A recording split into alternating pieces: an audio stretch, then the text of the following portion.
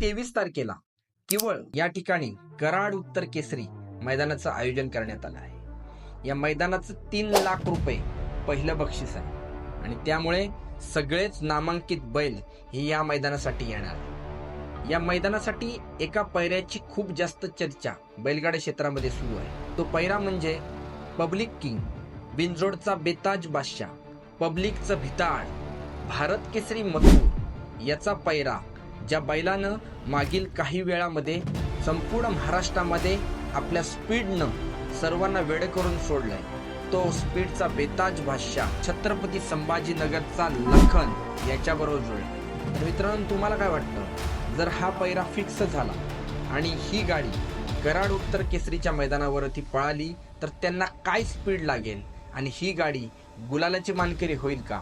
ही गाडी 1 नंबर करेल का? कमेंट करून नक्की सांगा।